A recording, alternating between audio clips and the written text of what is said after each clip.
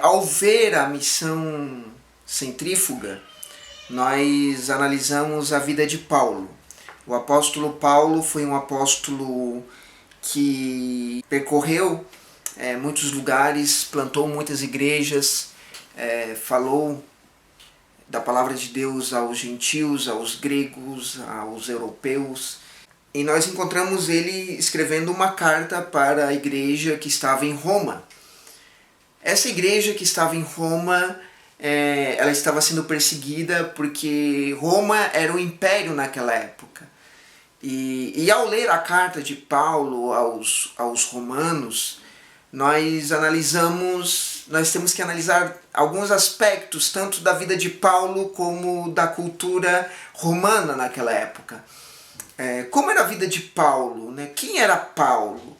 Paulo era um homem superdotado, ele era um homem que falava alguns idiomas. Paulo, ele era da tribo de Benjamim, ele era judeu, ele era hebreu de hebreus.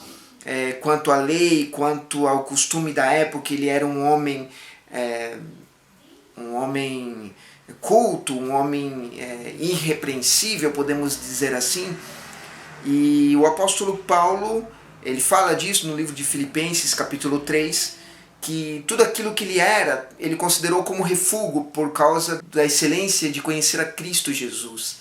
Sem falar que Paulo também ele conhecia toda a cultura grega, a filosofia grega e os poetas gregos que existiam. O apóstolo Paulo é um grande exemplo de que nós não podemos viver no narcisismo. Porque se alguém poderia ser narcisista, esse alguém era Paulo. Se alguém queria se achar o rei do universo naquela época, o superdotado dentre os fariseus, era o apóstolo Paulo. Ele tinha essa capacidade para fazer isso, mas ele considerou tudo como refúgio. E ele escreve uma carta para a igreja que estava em Roma, e agora temos que ver alguns aspectos da igreja de Roma. Como era Roma naquela época, né? Roma era o centro do universo. Roma era um mundo imperialista que consistia no império. Eles dominavam a terra naquela época, né? Muitos territórios. Roma era um mundo humanista com influência grega, por isso que é chamado de mundo greco-romano. Então eles tinham muita influência grega. E Roma era um mundo triunfalista, vencer guerras, conquistar batalhas, era o propósito deles.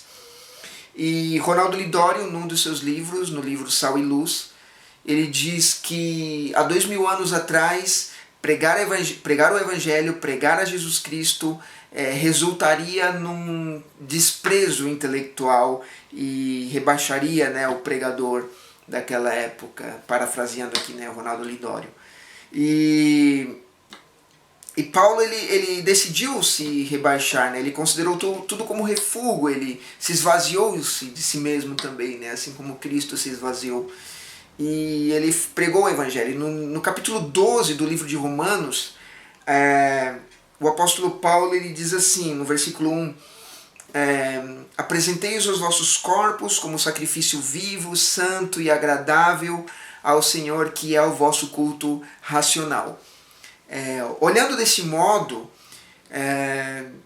nós temos que ser sacrifícios, temos que apresentar os nossos corpos como sacrifício a Deus, vivo, santo e agradável, que é o nosso culto racional. E qual é o nosso culto? Né? O nosso culto é o nosso culto diário. Né? As igrejas hoje elas têm conhecido um tipo de culto litúrgico onde elas fazem somente quando estão na igreja. Eu gosto de usar o exemplo das Crônicas de Nárnia, né? As pessoas entram na porta da igreja e vamos tipificar aqui a porta da igreja como sendo o guarda-roupa das Crônicas de Nárnia. Então elas saem do mundo real e elas entram pelo guarda-roupa, entram dentro da igreja e elas estão no mundo de fábulas. Ali elas são santas, elas oram, elas louvam, elas ouvem a palavra, elas são pessoas irrepreensíveis dentro da igreja, né? Mas quando termina o culto, elas saem de novo pelo guarda-roupa e entram no mundo real, né, ou um portal, elas voltam para o mundo real e o outro dia é segunda-feira e elas vão para o seu trabalho, elas acordam cedo, vão para o seu trabalho e vão encontrar o chefe que elas odeiam, né, vão encontrar o seu colega de trabalho que talvez ele comprou um carro novo e ela tem inveja porque ele comprou um carro novo ou porque ele conquistou alguma coisa, né? Então aquela pessoa irrepreensível que nós vimos no culto de domingo agora é uma outra pessoa, porque ela está no mundo real, ela não está no culto litúrgico, nas crônicas de Nárnia. Só que Paulo ele fala, ele nos alerta a prestar o nosso culto racional. Então vamos dizer que o nosso culto é diário, o nosso culto não é somente dentro da igreja. Nós temos que apresentar os nossos corpos como sacrifício, por sacrifício vivo, santo e agradável ao Senhor. Então o nosso culto é constante, o nosso culto ele não começa quando o pastor diz boa noite irmãos lá em cima do púlpito, não, o nosso culto começa quando o pastor ele termina o culto litúrgico da igreja e nós saímos pela porta da igreja, ali começa o nosso culto constante, o nosso culto racional, que ele tem que ser diário. Então o apóstolo Paulo ele nos alerta a isso, né? E como exemplo de narcisismo, de não ser narcisista, nós encontramos no primeiro capítulo, em que Paulo ele se apresenta para a igreja de Roma. Ele diz assim no versículo 1, Paulo, servo de Jesus Cristo, chamado para ser apóstolo. Então nós encontramos primeiramente Paulo falando sobre a sua identidade. Então ele poderia ter falado, né, quem ele era, judeu, da tribo de Benjamim, hebreu de hebreus, antigo fariseu, enfim, ele poderia ter falado todo o seu currículo ali naquele momento, os idiomas que ele falava, ele poderia ter citado ali um filósofo grego, um poeta grego, mas não, ele fala somente Paulo, servo de Jesus Cristo, segundo estava a sua condição. Qual era a condição de Paulo? Era ser escravo, né? Em algumas versões, né? Servo naquela época consistia em ser escravo.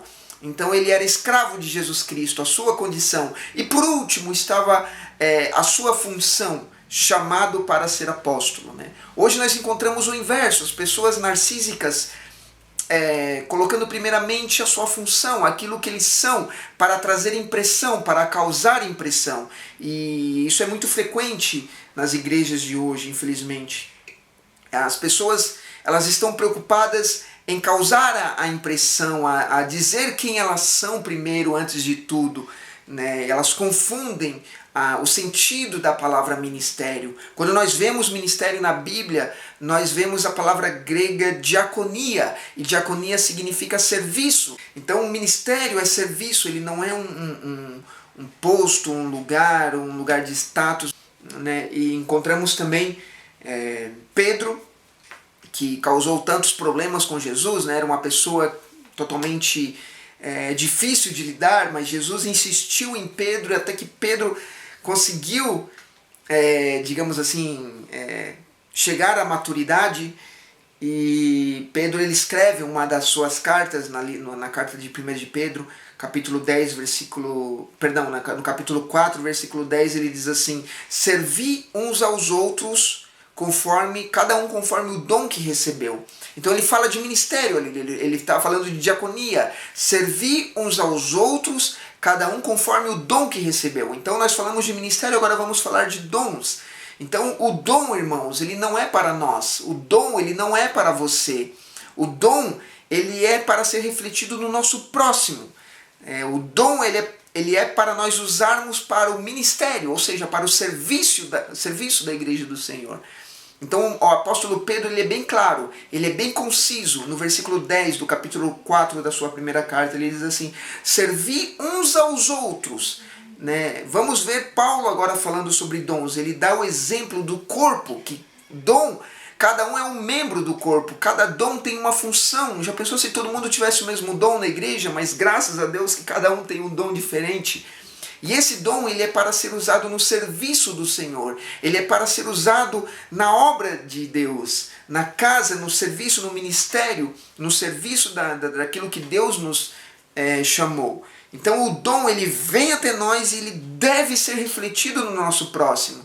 Então, se você tem o dom de misericórdia, é para que você exerça misericórdia para com o seu próximo. Se você tem o dom de contribuir, é para que você contribua com o seu próximo. Se você tem o dom de cura, de milagres, é para que você exerça a cura, né? Para que você ore e exerça cura para com o seu irmão.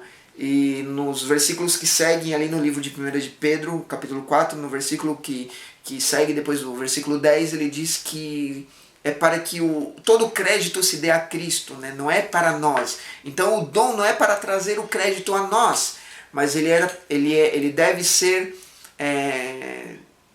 trabalhado de uma forma com que todo o crédito seja dado a Cristo, todo o crédito seja dado a Cristo.